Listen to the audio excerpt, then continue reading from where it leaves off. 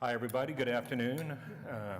We're here for the Traffic and Transportation Commission for October 21st, 2024 at 1:30 p.m. We'll start off with roll call. We'll go to Commissioner Varnell, who is not available today. Go to Commissioner Littlefield. Here. Nice to have you back from your medical. Go to Commissioner Long. Here. And this is your last time. You had a change in lifestyle and you just can't give up your your Monday afternoons. But we'll get some words from you right at the end. Go over to Commissioner Hale. Here, sir. Commissioner Schuline. Here. Commissioner Wynn. Here. Commissioner George. Here. And Commissioner Cornett. Here. Very good. Can I have a motion concerning the minutes of September 16th, 2024, please? Move we approve. We have a motion from Commissioner Cornett. Do we have a second? Second. Second by Commissioner George. Any discussion? Okay, a motion to approve the minutes from September 16, 2024 from Commissioner Cornett, seconded by Commissioner George. Votes, please.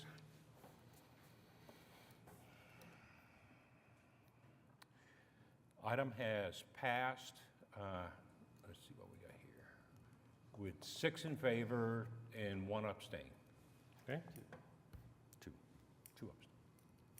Okay, that's what the negative is, and then the 1. Okay. 6 approved, 2 abstain. Got it. Okay, then we go on now to reports from the Traffic Services Division in the Counselor's Office. So whatever you got, sir. All right, you've got our monthly report before you. One thing I want to bring up on the report we have on our alternative speed abatement program. At this point in time, we are standing at a fund balance of just under $5,000. So we are in the process of trying to get or see what available funds there will be to continue the program. And you can see that we've got several applications that are still in the works. I know that we've received a few more speed cushions. Those are going to be the ones that are on Northwest 69th Street, so those will be going out for installation shortly. And other than that, as far as the standing monthly reports go, that's all I've got for you, unless you've got any questions about what I have in Section 3. Is there any way we can get Go Bond approval or request for funding to fund this more thoroughly, the ASAP program? At this point in time, we've got projects that are submitted for bond fund requests, and amongst the things that we're putting on the list is going to be an amount to include in the bond, and I'm not sure how it will wind up being sold out. Typically, once a bond is sold, you've got about a year's time in order to encumber the funds. And at this point in time, based on the track record that we've got, I imagine we'll probably seek an equivalent amount of funding for every year in the bond, which is anticipated to run for about 10 years. All right, any other comments to staff on their report? Counselor's Office, do you have anything, sir? Nothing to report, sir. All right, thank you very much. Okay, we go on now to item 4, the consent docket. Is there anybody here to speak against this item? Okay, staff, do you have anything on the consent docket? No, I've got nothing to add. On this particular item, it's just the conversion of a single block of Northwest 85th Street. It'll be taking it from an eastbound one-way street between Robinson Avenue and Broadway Extension and making it a two-way street. The applicant on the north side has got a letter of agreement from the administration from KIPP OKC College Prep, which is the only property owner on the south side. So since both parties are in agreement, and the entire remaining stretch of 85th Street from Broadway Extension to Walker is a two-way street, that's the reason why we put this item on the consent agenda for your consideration. Okay, can I have a motion on the consent docket? Motion approved. Motion approved by Commissioner Hale. Second? Second by Commissioner Littlefield. Any discussion on the consent docket? Okay, we have motion to approve from Commissioner Hale, seconded by Commissioner Littlefield. Can I have your votes, please? Item has passed with all 8 in favor. Okay, we go on now to item 5.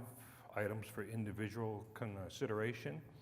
First one deals with Oklahoma City Traffic and Transportation Commission, election of officers.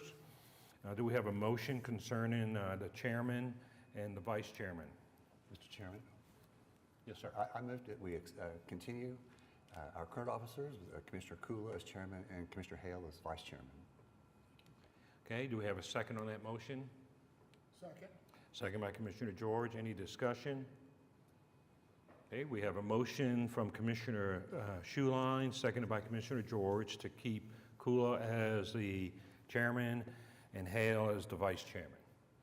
So we're ready to vote whenever you're ready. Okay, here we go.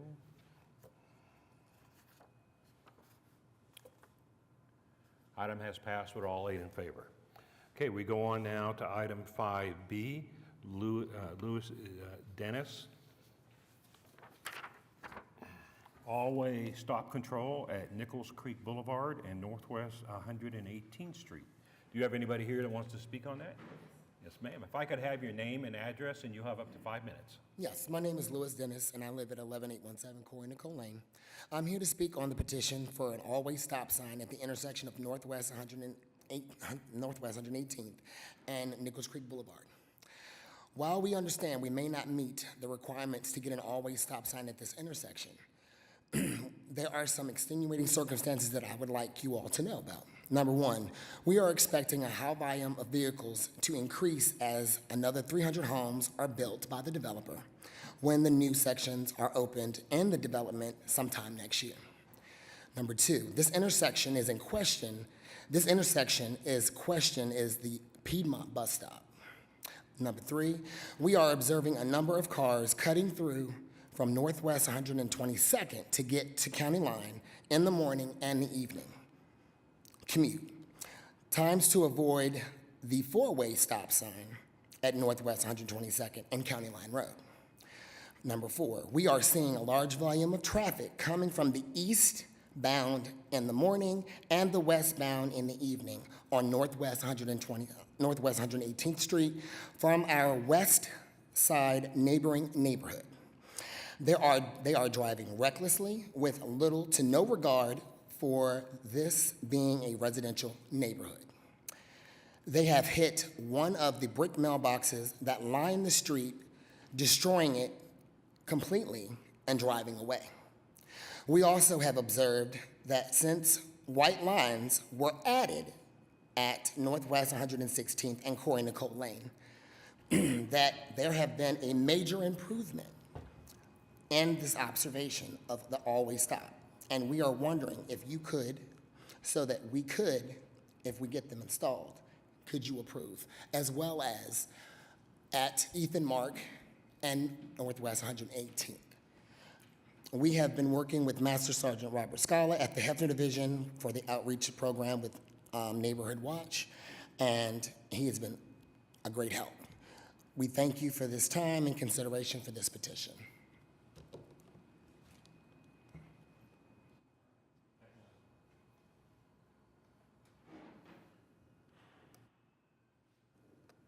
All right, thank you very much.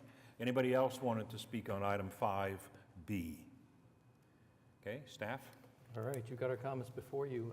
As noted by the applicant, this particular item doesn't meet any of the MUTCD criteria for considering all-way stop control. The applicant has provided a petition showing that 73% of residents within the required petition canvas area were signed in support of the particular request. One thing that was not brought up is that the intersection is somewhat similar into like the one over at Corey Nicole and Northwest 116th Street that was considered by the commission previously. While the intersection of Nichols Creek and 118th Street does pass sight distance conditions, it is on the short side. I mean, the city's requirement is 235 feet of unobstructed sight distance for a roadway with a 25-mile-an-hour speed limit. In this particular case, there's about 255. So it does pass our requirements, but it is a little bit on the limited side. And aside from that, I would be happy to answer any other questions. I will note that the other intersection that the applicant mentioned Ethan Mark Drive and Northwest 118th Street. We do have a pending application on that, and over the weekend, the applicant for that case completed their petition requirements. So that particular item, which will be for another all-way stop, will be considered at the November meeting. And that particular intersection, if you look at the diagram that's up on the screen, is the first intersection to the west, or to the left, of Nichols Creek and 118th Street. Aside from that, I'm happy to answer any questions you might have on the application. All right, do we have a motion for 5B? Move for approval. Okay, from Second. Commissioner Wynn, second by George. Any discussion on this item? Just for our own talk, this is what happens when neighborhoods grow and these kind of intersections that are pretty equal-ish, if you're looking at traffic flow, happen, that we move up from no markings to a yield markings, to a stop sign, to a four-way. So it seems like this is a natural kind of thing to have happen. One quick question. 118th, is that eligible for ASAP devices to be put onto that as well? Yeah, matter of fact, every street, except for the surrounding arterial network, within both additions would be program eligible. Okay, just something to think about. That might be another option too. There you go. Very good. Right. Okay. Okay, so we have a motion to approve item 5B from Commissioner Wynn, seconded by Commissioner George. Time to vote. Item has approved with all 8 in favor. All right, thank you very much. We go now to item 5C. Drew Eckelberger, Superintendent, Piedmont Public Schools, school zone, and it's listed up there where it's located at. Do we have anybody here wanting to speak on this item? Mr. Chairman, the applicant had contacted me late last week indicating that they could not be in attendance at this meeting, and so they've asked for the hearing to be moved to the November meeting. Okay. Do we have a motion concerning item 5C? Mr. Chairman, I make a motion that we postpone or reschedule this item to the November meeting. Okay, we have a motion from Commissioner Hale to move this item to the November meeting. Do we have a second? Okay, we have a second by Commissioner Long. Any discussion? Okay, motion to move the meeting, to defer the meeting to the November meeting from Commissioner Hale, seconded by Commissioner Long. Votes, please. Okay, all 8 voted in favor, so the item will be moved. Okay, we go on now to item 5D, Gary Nolan, PE, Smith Roberts, to remove metered parking, and it has it up on the screen there. Do we have anybody here to speak on this item? Sir, if I could have your name and address, and you have up to 5 minutes. Yes, sir. My name is Gary Nolan. I'm with SRB at 100 Northeast 5th Street here in Oklahoma City. And I'm representing this application for the 30-minute parking request, and I'm just here to answer questions.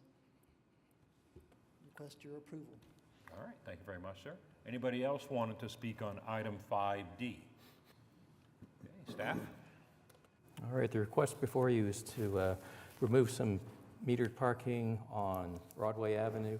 The purpose of the request is to create a time-limited parking zone adjacent to a future use inside the building, which is currently being remodeled. So action on the item will be at the discretion of the commission. I will note that in the original request letter, the applicant had asked for the 30-minute parking restriction to be in effect on a permanent basis. However, this item is being presented just as a 30-minute parking restriction. Reason being is because all the surrounding areas, which are metered parking, after the hours of like 6 p.m. and then up until 8 a.m., none of those areas are subject to enforcement, and so having a 30-minute time-limited zone within the limits of a zone which is no longer enforced, during the evening hours, wouldn't necessarily make any sense from an enforcement standpoint. So it's just being presented as 30-minute parking.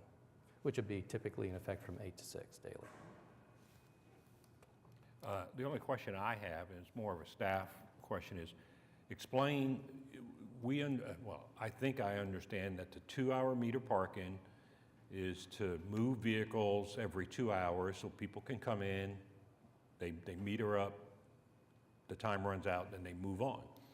Changing to a 30-minute parking without a meter, does that just mean that we want traffic in those 2 spaces to turn over quicker? Is that the reason for doing this? I'll defer to the applicant There on you that. go, all right, thank you. Yes, sir. It's so that it'll turn over quicker for the people that'll be coming in, at least in this spot. It's going to be, it's a Starbucks is what it's going to be. So it's more for if somebody pulls up, gets out, goes in, get their thing, Right. they can get back out and get on the road. So it's more of a moving it on then to ask somebody to pay for 2-hour parking. Correct. Okay? All right, thank you very much. Okay, do we have a motion concerning item 5D? We have a motion to approve from Commissioner Schuline. Do we have a second? Second by Commissioner Littlefield. Do we have any discussion? A quick question on what kind of input does Embark have when we talk about parking change like this? Well, Embark's notified of any changes that are coming up. They're also copied as part of the agenda. So if there's any feedback from Embark, if they had issues, then, they've got a lot of opportunity to contact me and Okay. and have their thoughts known. There'll be upcoming case that's coming up that's got a bunch of Embark feedback already. Okay. All right? Thanks. Oh, sorry. But the key to me is that's a loss of income to Embark, right? Is that who gets the money? Well, it's city revenues, yes. So when we want to have metered parking, we, the city, gets the money. When something like this happens and we take meters away, the goal then would be to let a actual business get some flow and we get the tax dollars from that business, and so it kind of all washes out in the, is that why we do these kind of things? You can certainly look at it in that manner, yeah.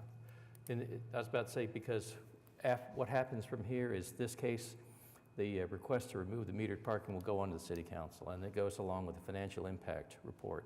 And typically, based on the city's current rates for metered parking, a single metered parking space, if someone pays for parking for every hour out of the business year in which the city collects revenues, which would be excluding weekends and excluding holidays, the revenue for a parking space for a year runs at just over $5,000. So in the loss of 2 spaces, it would be a maximum calculated loss to the city of about $10,000 annually. Right, and sorry. So, and the reason why we have metered parking is we want people to have to pay a bill to use it, but then understand that they have to move on, so that limits the time that it can be used. Yeah, and it does encourage turnover. Which is, but there's no such thing as a 30-minute turnover fee kind of thing. Well, for metered parking, you can pay for as a maximum of 2 hours, but you can pay for less than 2 hours as well. Okay. So then, would it be okay to keep them there and somebody just buys 30 minutes, or, is that what's the option that's on here is? The minimum's 15, is that correct on our meters? And so what I think this is essentially they are providing a benefit to the people who are just running into Starbucks and picking up coffee in and out versus having to park, pay, go inside, and come back out. So I doubt they're even going to be there for 3 minutes, let alone 30. Right. Yeah, and this is not necessarily an unusual application. There are several short-term parking zones around the city. There are some near the Civic Center, near the ticket purchase areas that were set up several years back. There's one near another business in the downtown area, which is basically there for pickup orders. So there are a few of these around. All right, I just wanted to make sure we all understood what we were asking city council to do, because this goes to them. Okay, any other talk on this item? Okay, we have a motion to approve item 5D from Commissioner Schuline, seconded by Commissioner Littlefield. Time to vote. Okay, item has passed with all 8 in favor. Thank you very much. We go on now to item 5E, Timothy Johnson, P.E. Johnson and Associates. 3 sub-items dealing with 90-degree parking and several other things that are up on the board there. Okay, do we have anybody here to want to speak on this, sir? Name and address. You got 5 minutes. Caleb Morgan with Johnson Associates, 1 East Sheridan, Suite 200. Thank you for hearing this item. This is a storage facility in the southwest corner of Northwest 7th and Classen Boulevard. And as part of that, we're going to put in 90-degree parking and a lay-by for unloading. And as part of that, we're also proposing a ADA parking space. We worked with staff on this, and we appreciate their input. They got us made sure that we had everything lined out and met all the most current standards. I'd be happy to answer any questions. All right, thank you very much. Anybody else want to speak on item 5E? Staff? All right, you've got our comments before you. I will note that this is the first application that the commission has considered since the adoption of the angle parking standards by the City Council back in March of this year. The application is presented before you is for 90-degree angle parking with a 30-minute time limit, a full-time 30-minute time limited use, because it is associated with a storage facility, in which case the applicant is interested in making sure that there is adequate turnover so patrons can turn over the spaces, even though they are not necessarily reserved for this particular business. One thing I will note is that we do have some turn restrictions that are at the intersection of 7th and Classen, and those restrictions are there because there is a center median wall on Classen Boulevard north of 7th Street, which does severely impact decision site distance. So that's just for the commission's understanding as to why those particular turn restrictions are in place. Aside from that, I'm happy to answer any questions you might have on the application. All right, do we have a motion concerning item 5E? Mr. Chairman, I move the application be approved. We have a motion to approve 5E from Commissioner Schuline, second. Second. Second by Commissioner Wynn. Any discussion on this item? Yes, sir. Sorry, it's been a while. I have no objection, but I'm curious about how you arrive at something. The location of the physically disabled space, is there some formula that puts you in that spot, or are we just fulfilling the fact that there needs to be one somewhere? There's not a specific formula. There's access along the front across the whole thing. I think they put it there based on grade issues, meaning that's the place that was the flattest and worked best for that spot. Because historically, I've been interested in observing that typically they're located closer to an intersection where there's an existing ADA sidewalk and a crosswalk, where anybody that could use that parking space could go to other areas in the vicinity as well. And I see that western side as being more appealing to me than where it is on the other side. I haven't been to the site. I don't know if there's an ADA sidewalk on Classen or not. There will be. This project will install one as part of that, and so it'll put a sidewalk along 7th and on Classen. Okay. And as part of that, we have to put a ramp, and it works best. Like I mentioned, there are some grade issues with this site. To put it in the island adjacent to that ADA spot, so that's kind of why it's in that location.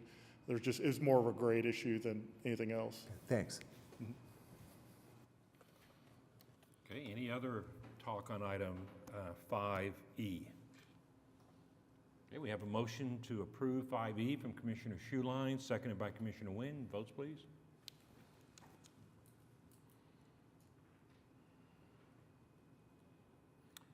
Items approved with all 8 in favor. Thank you. Now we go on to item 5F, David M. Box. 2 sub-items, and they are listed up on the screen. Do we have anybody who wants to speak on this item?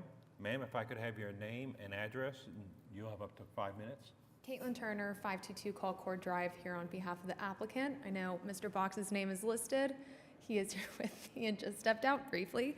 Well, first I want to express my gratitude to Mr. Rush with Embark, as well as Ms. Coyne and Mr. Chai for their guidance ironing out this request and also the following request. This first one is for a passenger loading zone on Northwest 5th and Robinson, as you can see on the screen. The new Citizen Building is an exciting new concept that'll consist of commercial and office spaces. So this request will just better accommodate the tenants and the uses that will ultimately be inside of that building. When we met with Embark, due to the streetcar lane on 5th, they advised that they do not object as long as we have that reserved in the event that they do want to utilize that streetcar. So we absolutely agree with that, no issue there. And I would be happy to answer any questions that you all have.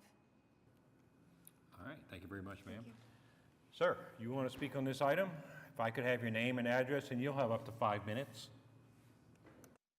Good afternoon. Name is Delon. I'm here on behalf of Embark. Just wanted to reiterate our stance that we reserve the right to have full unrestricted access to 5th Street, to the streetcar turnback, if the need ever arises. That's it. Thank you. All right, and sir, if you could fill out one of these forms for us. All right. Oh, you already got it? All right, thank you. Very good. And you're on Mr. Box's, so we're good.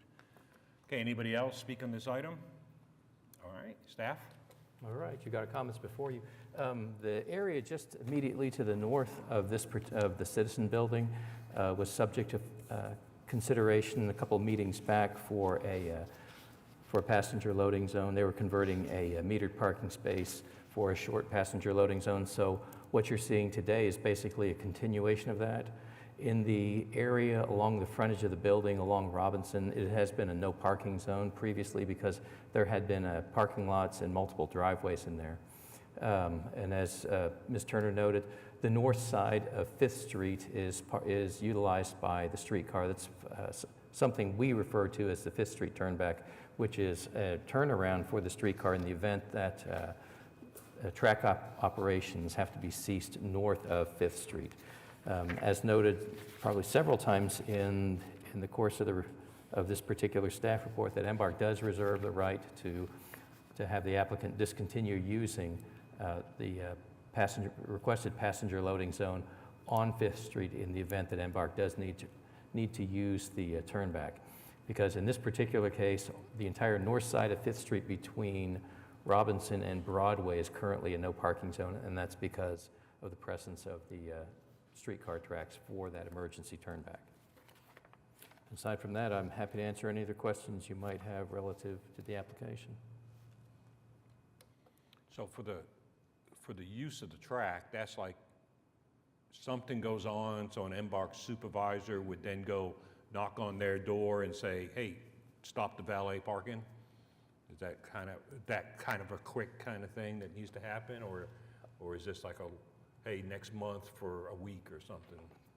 Yeah, at this point in time, I would imagine, I don't want to speak on behalf of Embark, but the 5th Street turnback has not been needed at this point in time, but in the event that it is needed, it would be unlikely that it would be an immediate thing. I'm sure at this point it would probably be a planned closure for, maybe track maintenance further to the north. But in the event that it is needed, I mean, it would be, if there is like an emergency and they have to start using it, it would be, notice would be given to the operator of the building, and it would be an easy thing to just to remove the signs and reinstall no parking. If it's more of a long term. Right. Well, if they do need to use it, there's no telling how frequently this may be used or for what durations. Okay, I understand. All right, so Do we have a motion concerning item 5F? Mr. Chairman, I move the application be approved. A motion to approve by Commissioner Schuline. Do we have a second? Second by Commissioner Littlefield. Any discussion on this item? Motion to approve 5F from Commissioner Schuline, seconded by Commissioner Littlefield. Votes, please.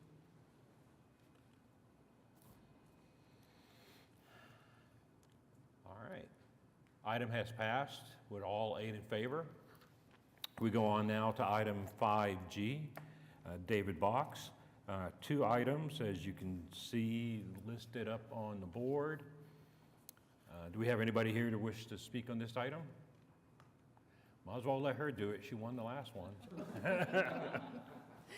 One more time, Caitlin Turner, 522 Colcord Drive. This is just corresponding with the previous application to co-designate the passenger loading zone as a valet loading zone. I won't reiterate, but happy to answer any questions that you all have. All right. Anybody else wanted to speak on this item? Besides, Embark wanted to make sure we understand that they have the right to. All right. Staff, do you have anything, sir? This is an ancillary use to the passenger loading zone request that was approved in the previous item. As noted, Embark does reserve the right to discontinue use of the loading zone on 5th Street for cause in the future, if it's ever, if they have need of that 5th Street turnback for streetcar operations. And other than that, happy to answer any questions you might have on this particular request. All right. Do we have a motion concerning 5G? Mr. Chairman, I move that the application be approved. We have a motion to approve by Commissioner Schuline. Do we have a second? Second.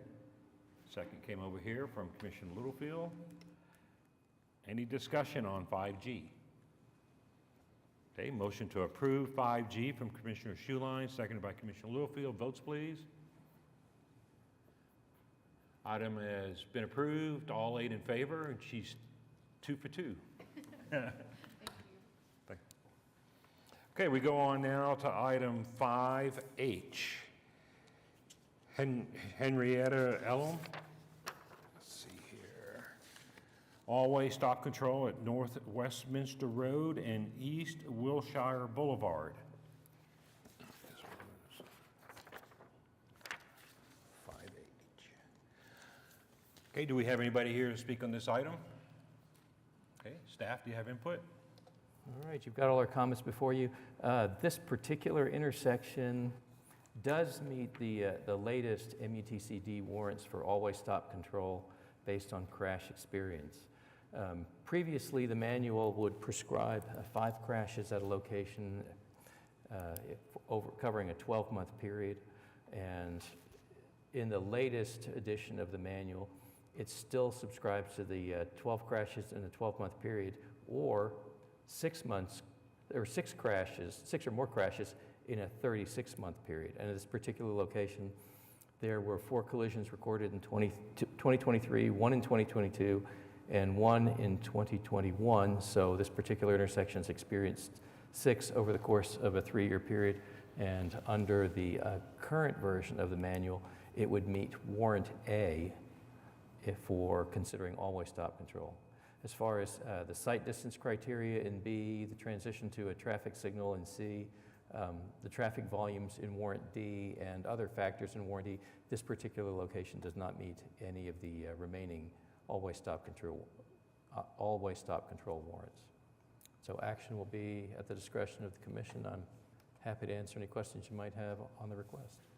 All right, do we have a motion concerning item 5H? I'd like to move to approve. Motion to approve item 5H by Commissioner Wynn. Do we have a second? Second. Second by Commissioner George. Any discussion? Okay. Item 5H, motion to approve by Commissioner Wynn, seconded by Commissioner George, and we're ready to vote.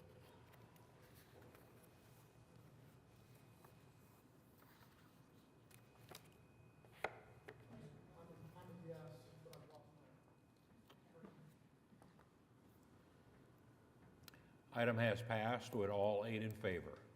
I would also like to add that because it's somewhat rural, we might want to do some signs a little bit farther out. Advanced stop ahead, yes, we typically do that, especially in the rural areas. Okay, great. Yeah. Thank you. Okay, comments from citizens? You got anything out there? Nope. Okay, we're going to go to item 7, reports and other items from traffic commissioners, et cetera. We'll go to Commissioner Littlefield. I get to make up 2 months. I saw Chairman looking at me during the meeting a couple times going, I just know he's going to talk. I got, there's something that I came across not too long ago that has profoundly impacted me, and it's short, and it goes like this. Sometimes you have to let go of the picture of what you thought life would be like and learn to find the joy in the story you are actually living. And that is the reason why I'm here. I get great joy from this work. I enjoy working with all of you and serving the public. It's important to me, and I appreciate the card, and I appreciate the squirrel food. So thank you for that. A second thing that I want to comment about is I've watched the 2 prior meetings on YouTube, and I think I recall in the August meeting, there's some new look at some measures or different things for the ASAP program. And I want to just announce that the subcommittee is still intact. If you would need any help with the subcommittee members, I know that JB and Merrick would be interested in helping along if you need it. And then thirdly, is you've got someone on the commission now that has a keen eye and experience for how our handicapped citizens get around. And I think you observed today, I'm beginning to delve into that. So be prepared for that bit of input as we move along with this stuff. So thank you very, very much. I appreciate you all. No, that's very good on both items, and the eyes that you'll have out there and be able to report back and see things. I like that. Okay, we'll skip Mr. Long. We'll go to Commissioner Hale. Nothing to add, sir. Okay, Commissioner Shuline. Nothing, thank you. Commissioner Wynn. Nothing. Commissioner George. I just glad you're doing well, Rob. Happy to have you back. Go to Commissioner Cornett. Nothing to add other than welcome back, and I'm sorry to see you go. Okay, we're going to wait just a second here. Counselor, do you have anything to close us out? No, sir. Okay, and I know Captain has something, right, sir? Oh, I just had a report. The lieutenant told me that enforcement was requested at Southwest 59th from I-44 to May. So we sent motors out there. They spent 14 hours on it and issued a handful of citations on it. So they did enforce that. That is all. Okay, staff, do you have anything else? No, one thing that Commissioner Littlefield had mentioned, talking about ASAP, we're putting together a memo which will probably come out at the tail end of this year regarding some of the experiences that we've had as far as like speed cushions in neighborhoods and other treatments that we've used. There's quite a bit that we've learned, and there's going to be needs to make some modifications to the programs because we've encountered some things that we just didn't see coming. So there will be some draft amendments that would be headed your way. Okay, I do not have anything, so we'll let Commissioner Long close us out. I'm not big on crowds and talking and all that kind of stuff, but with that in mind, I've elected to take a position in developmental services for Oklahoma City to kind of continue on serving the citizens. I feel really blessed to be a part of this commission. It's really opened my eyes to a lot of things that most people don't even think about until after the fact. And so this has been it's been really an honor to serve with each and every one of you guys, and I've learned a lot over the last year and a half, whatever the time frame has been. And I feel like development services is kind of up my alley a little more. It's kind of an extenuation of the fire department in a lot of ways, and I'll be able to further serve the citizens in a different capacity, so to speak. But so we'll just start adding more years onto that side of it. So I'm really looking forward to it, and I wish I could do this and that at the same time. If somebody figures out a way to make that work, let me know. But I don't think that's going to be the case. But my door's always open if anybody needs to talk or has questions or anything. And I would hope the reciprocate would be available as well. So I do appreciate you guys teaching me a lot and a lot of time. And I hate to do this, but at the same time, it's for the best in the long term. So, Well, sir, thank you very much for your time and service. thank you. Okay, as we have no other things, we're adjourned. Thank you.